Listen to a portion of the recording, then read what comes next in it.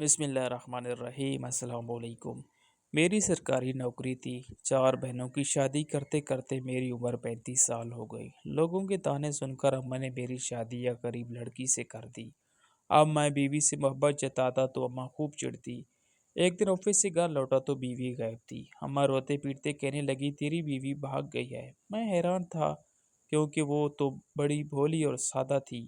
میں صدمے سے چور جیسے ہی اپنے کمرے میں آیا تو میری نظر ایک چیز پر پڑی جسے دیکھتے ہی میرے ہوش فنا ہو گئے۔ وہ میری بیوی۔ جب میری سرکاری نوکری لگ گئی تو اماں مجھے کہنے لگی تھی کہ بیٹا اپنا گھر بسا لے، مگر میں نے اماں کو یہ کہہ کر صاف انکار کر دیا تھا کہ پہلے میں اپنی بہنوں کے فرض سے سبق دوش ہو جاؤں، پھر ہی اپنے بارے میں سوچوں گا۔ میرے اصرار پر اماں نے چھوٹی دونوں بہنوں کی شادی کر دی تھی۔ میں نے اپنی بہنوں کی شادی پر دل کھول کر پیسہ لگایا تھا اور ان کو کسی چیز کی کمی نہیں ہونے دی تھی۔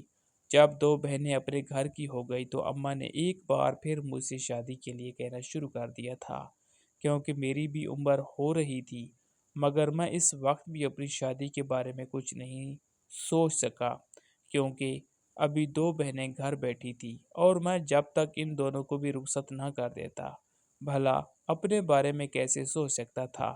اماں تو بہت عرصہ مجھ سے ناراض بھی رہی تھی۔ وہ مجھے کہتی تھی کہ لوگ کیا کہیں گے کہ بھائی آپ بارے میں سوچنے کی بجائے گھر بیٹھا بوڑھا ہو رہا تھا، لیکن سارا پیسہ بس بہنوں پر ہی لگا رہا تھا۔ مگر مجھے اس وقت اپنی بہنوں کے علاوہ کسی کی فکر نہ تھی۔ جب میں اپنی سب بہنوں کی ذمہ داری پوری کر چکا تو خالی گھر دیکھ کر مجھے بھی احساس ہونے لگا تھا کہ اماں گھر میں اکیلی رہ گئی تھی۔ تب میں شادی کے لیے راضی ہو گیا تھا، مگر اس وقت میری عمر اتنی ہو گئی تھی کہ کوئی بھی مجھے اپنی جوان لڑکی دینے کو تیار نہ تھا۔ بہت مشکل سے اماں کو ایک لڑکی ملی تھی جو تھی تو کم عمر، مگر اس کا میرا نام ہمایوں ہے۔ میرا تعلق کراچی کے ایک پرانے اور گنجان آباد علاقے سے تھا۔ میں ایک چھوٹے سے کرائے کے مکان میں رہتا تھا، جہاں ایک ہی کمرے میں اماں، ابا اور میری 4 چھوٹی بہنیں بھی بمشکل زندگی کے دن کاٹ رہے تھے۔ ابا ایک سرکاری دفتر میں چپڑاسی تھے۔ وہ صبح جلدی دفتر جاتے تھے اور شام کو تھکے ہارے واپس آتے تھے۔ ان کی تنخواہ محدود تھی اور اس حساب سے گھر کے اخراجات لامحدود تھے۔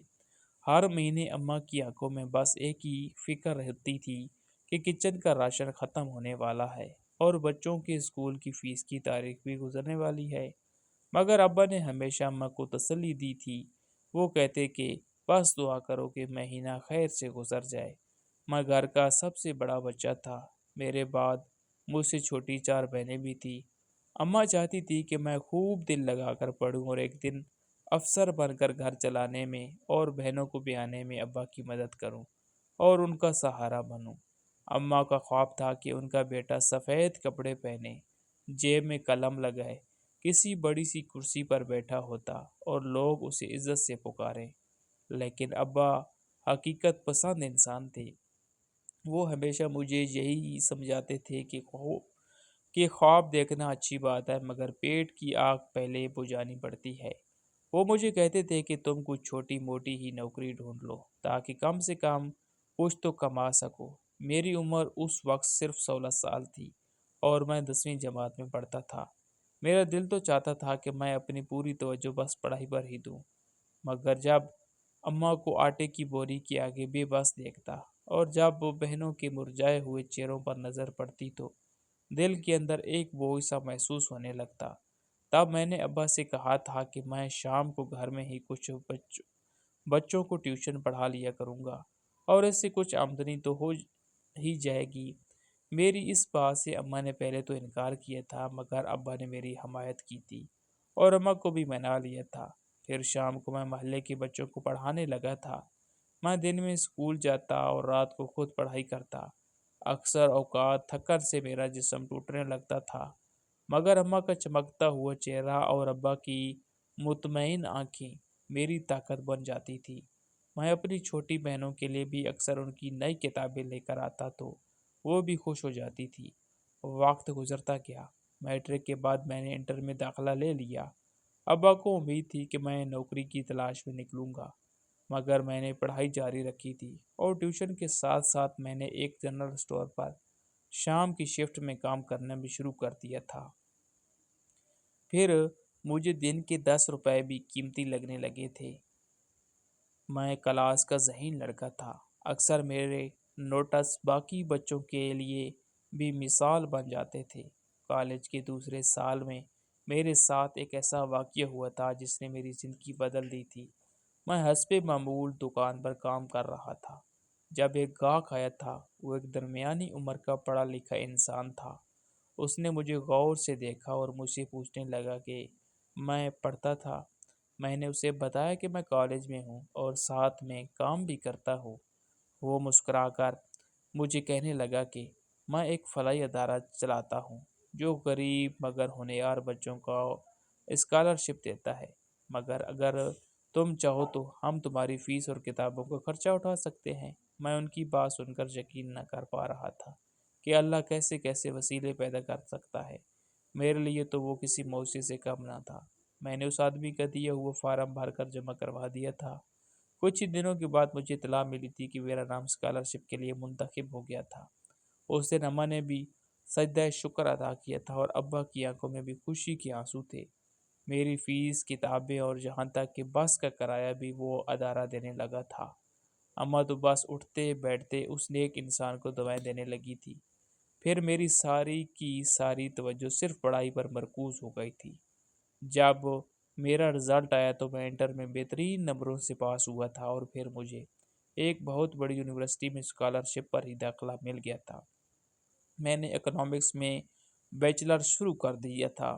اسی دوران میں نے پڑھائی کے ساتھ ساتھ پارٹ ٹائم نوکری بھی شروع کر دی تھی، کیونکہ ٹیوشن پڑھانے سے وقت تو بہت خرچ ہوتا تھا مگر پیسے میری محنت سے کم ملتے تھے۔ میرے لیے یونیورسٹی کا ماحول نیا تھا۔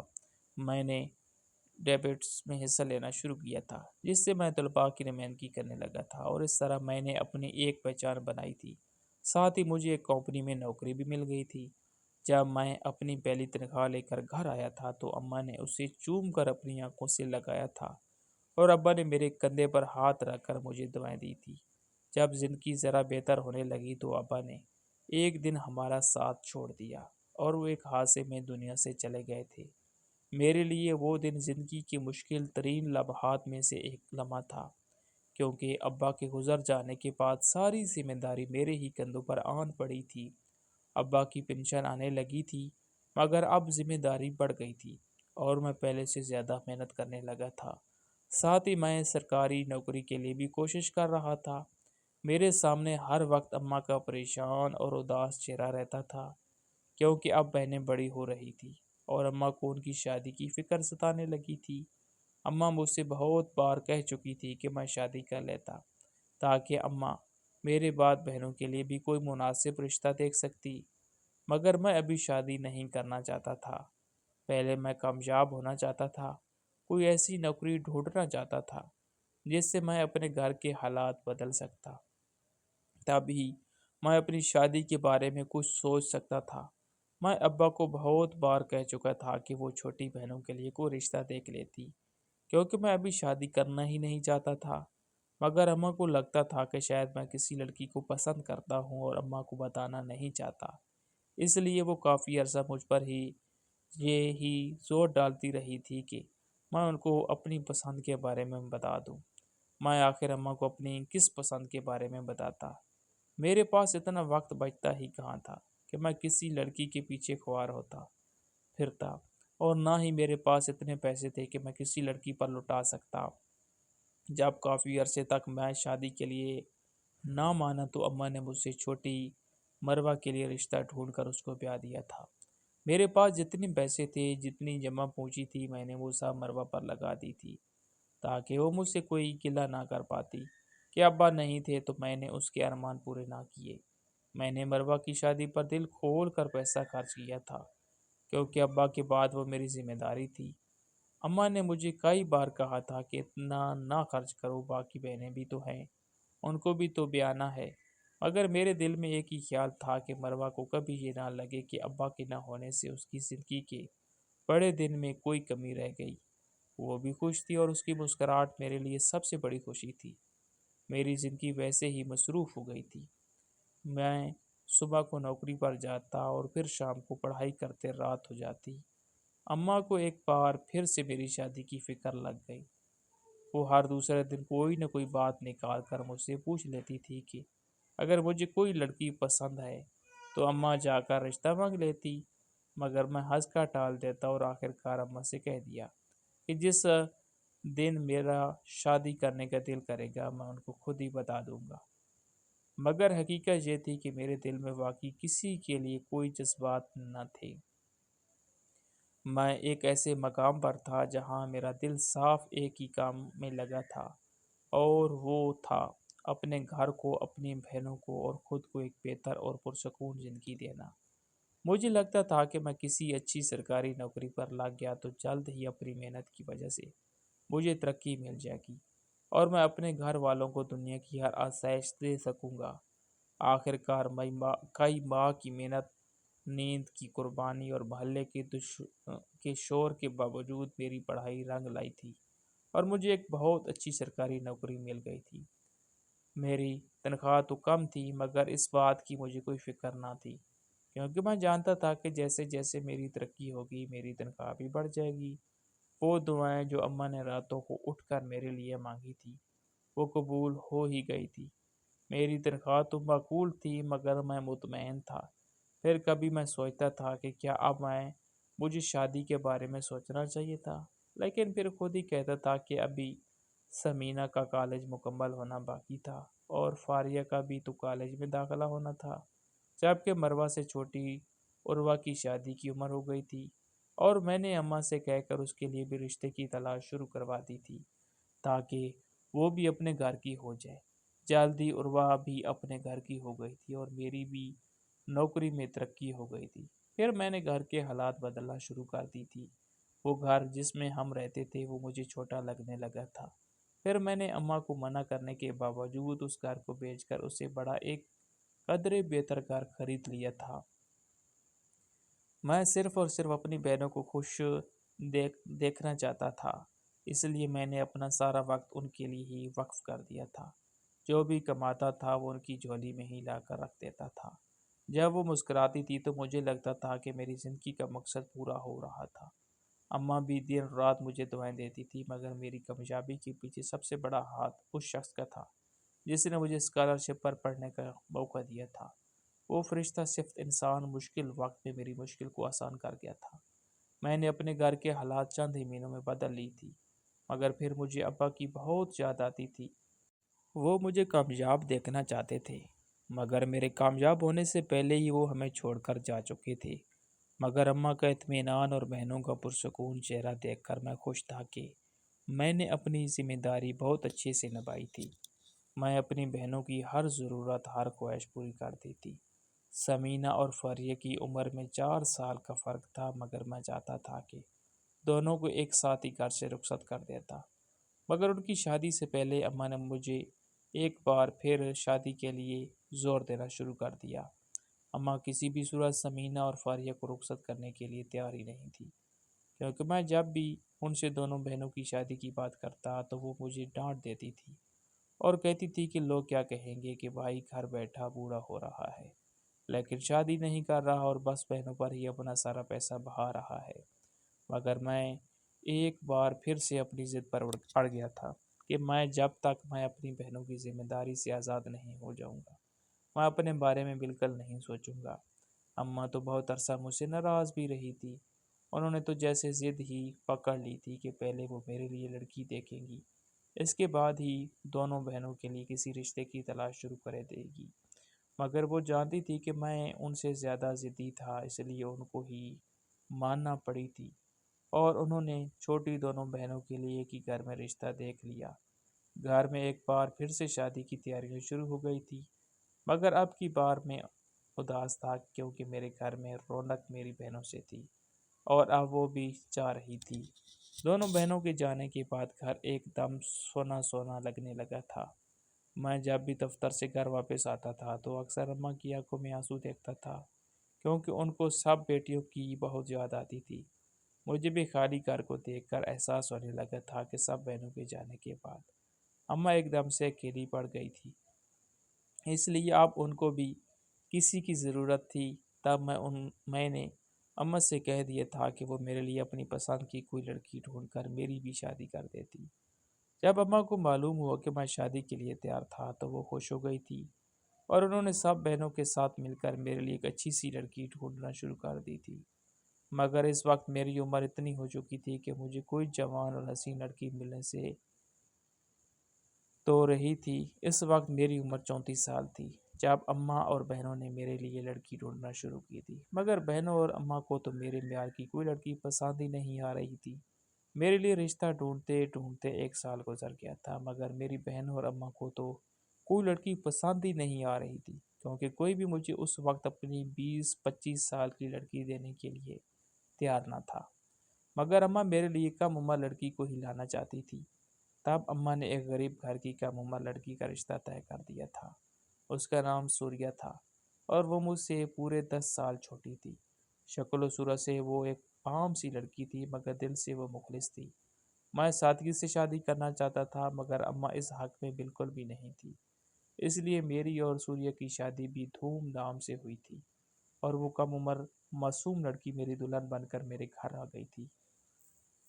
وہ بیچاری ابھی کم عمر تھی، اس لیے گھر کے کام ٹھیک سے نہیں کر پاتی تھی، مگر اماں کو تو ہر کام پرفیکٹ چاہیے ہوتا تھا۔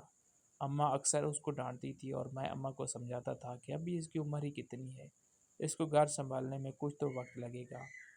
مگر اماں مجھ پر ہی برس پڑتی کہ ان کو معلوم تھا کہ ان کو اپنے گھر کس طرح سے چلانا تھا۔ اماں جب بھی سوریہ کو ڈانٹتی تھی تو اس کی آنکھوں میں آنسو آ جاتے تھے، مگر وہ شکایت نہ کرتی تھی، بلکہ چپ چاپ جیسا اماں اس کو کہتی تھی وہ کرتی رہتی۔ میں اس کو پیار سے سمجھایا کرتا تھا کہ اماں کی باتوں کو دل پر نہ لیا کر، وہ بیچاری تو اپنی طرف سے پوری کوشش کرتی تھی کہ ہر کام اماں کی مرضی سے ہی کرے۔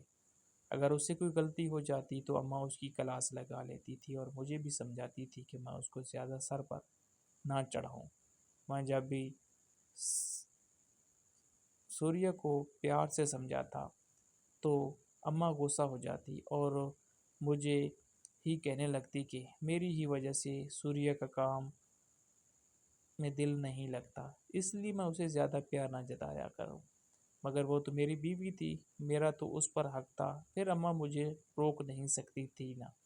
اماں کا دل سوریہ کی طرف سے صاف ہونے کی بجائے مزید برا ہونے لگا۔ وہ بات بات پر اس کو گھر کھری کھری سنا دیا کرتی تھی کہ میرا بیٹا اتنا امیر تھا، پھر بھی میں تم غریب لڑکی کو لے کر آئی، اس کے باوجود میرے ہی بیٹے کے سامنے شرمندہ کر دیتی ہو۔ مگر ایک اچھی لڑکی تھی، اس نے کبھی پلٹ کر اماں کو جواب تک نہ دیا تھا، مگر اماں سے اس کی خاموشی بھی برداشت نہ ہو سکی۔ جب ایک دن میں دفتر سے گھر واپس آیا تو مجھے کہیں میری بیوی نظر نہیں آئی۔ تب اماں مجھے کہنے لگی کہ اس کا کسی کے ساتھ چکر تھا، تب ہی تو اس کا کام میں دل نہیں لگتا تھا۔ میری ڈانٹ اس سے برداشت نہیں ہوئی تو وہ گھر سے ہی بھاگ گئی ہے۔ مجھے اماں کی باتوں پر یقین ہی نہیں آیا تھا۔ میں جانتا تھا کہ اماں میری بیوی کو بات بات پر ٹوکتی تھی، مگر اس وقت میں یہی سوچ رہا تھا کہ وہ میری ماں تھی، وہ بھلا جھوٹ کیسے بول سکتی تھی۔ میں نے بھی اماں کی بات پر یقین کر لیا تھا کہ شاید وہ اماں کی ڈانٹ سے ہی بھاگ گئی ہو۔ مگر جب میں کمرے میں آیا تو کمرے میں بیوی کا سارا سامان ویسے کا ویسا ہی پڑا ہوا تھا، جیسا کہ میں صبح دفتر جانے سے پہلے دیکھ کر گیا تھا۔ اگر بیوی گھر سے بھاگ گئی تھی تو کم از کم اپنے ساتھ 2 جوڑے کپڑوں کے تو لے جاتی، مگر وہ تو ایک کپڑا 1 پیسہ تک نہ لے کر گئی تھی۔ تب میرے دل میں یہ خدشہ آیا کہ کہیں اماں نے اس کو گھر سے نکال تو نہیں دیا تھا۔ میں اماں کو بتائے بغیر ہی اس کے گھر کی طرف چل پڑا تھا تاکہ حقیقت جان سکوں، اور بیوی کے گھر پہنچ کر میرا غصہ آسمان کو چھونے لگا تھا، کیونکہ اس کے ماں باپ کی آنکھوں میں میرے لیے غصہ تھا۔ وہ مجھے کہنے لگے تھے کہ اگر ماں کو ان کی بیٹی پسند نہ تھی تو وہ اس رشتے کے لیے راضی ہی کیوں ہوئی تھی۔ تب مجھ پہ یہ حقیقت کھلی تھی کہ اماں نے بیوی کو گھر سے نکال دیا تھا، صرف اس وجہ سے کہ وہ گھر کے اچھے طریقے سے سنبھال نہیں سکتی تھی، اور میں اس پر پیار جتاتا تھا۔ میں گھر واپس آیا تو اماں کو دیکھ کر دل نہیں جا رہا تھا لیکن میں نے خود پر قابو پاتے ہوئے ان سے نظریں ملائے بغیر بس اتنا کہا تھا کہ انہوں نے جو کیا تھا وہ میرے لیے ناقابل معافی تھا، اماں کو بھی شاید سمجھ آ ہی گیا تھا کہ میں کس بارے میں بات کر رہا تھا، تب ہی وہ ہچکچاتے ہوئے کہنے لگی تھی کہ میں نے کچھ غلط نہیں کیا، وہ لڑکی تمہیں قابو کر رہی تھی اور تم اس کے پیچھے اندھے ہو رہے تھے، میں نے تو تمہیں سہارا سے بچایا ہے۔ میرے اندر ایک درد اٹھا تھا مگر میں خاموش رہا تھا، شاید وہ میری تربیت تھی۔ میں کمرے میں چلا گیا تھا اور دروازہ بند کر لیا تھا، مگر پھر میں نے ایک فیصلہ کیا تھا اور سویرا کے گھر دوبارہ چلا گیا تھا۔ اس کے ماں باپ کی نظروں میں ابھی بھی شکوہ تھا، مگر جب میں نے ہاتھ چھوڑ کر ان سے معافی مانگی تو انہوں نے سویرا کو میرے ساتھ بھیج دیا۔ سویرا کے چہرے پر وہی سادگی تھی، مگر اب وہاں پر ایک دکھ اور تنہائی کا رنگ بھی تھا۔ میں نے سویرا سے بھی معافی مانگی تھی اور اس پگلی نے میری طرف بھیگی پلکوں سے دیکھا تھا اور کہنے لگی تھی کہ میں کسی اور کی وجہ سے نہیں گئی تھی، مجھے تو بس عزت چاہیے تھی، اور آپ کی اماں آپ کی غیر موجودگی میں میری اور میرے ماں باپ کی بہت تذلیل کرتی تھی۔ وہ روتے ہوئے کہنے لگی تھی کہ کیا غریب ہونا اتنا بڑا گناہ تھا جو میری اماں اس کی بے بسی کا مذاق اڑاتی رہتی تھی۔ ہمارے درمیان کچھ لمحے خاموشی کے گزرے تھے، اس کے بعد اس نے احساس سے سر ہلا دیا تھا اور مجھے معاف کر کے میرے ساتھ واپس آ گئی تھی۔ میں نے بھی شکر کیا تھا کہ دیر ہوئی تھی، مگر بہت دیر نہیں ہوئی تھی۔ سویرا کو دیکھ کر اماں کو غصہ تو آیا تھا، مگر میں نے ہمت کر کے اماں کو کہہ دیا تھا کہ اگر انہوں نے سویرا کو گھر سے نکالا یا اس کو بے وجہ ڈانٹا تو میں بھی اس کے ساتھ گھر چھوڑ کر چلا جاؤں گا۔ میری دھمکی کام کر گئی تھی اور اماں نے سویرا کو قبول کر لیا تھا۔ اس دن کے بعد سے اماں نے کبھی سویرا کو ڈانٹا نہیں تھا، بلکہ اگر وہ کوئی غلطی کرتی تو اماں اس کو پیار سے سمجھاتی تھی۔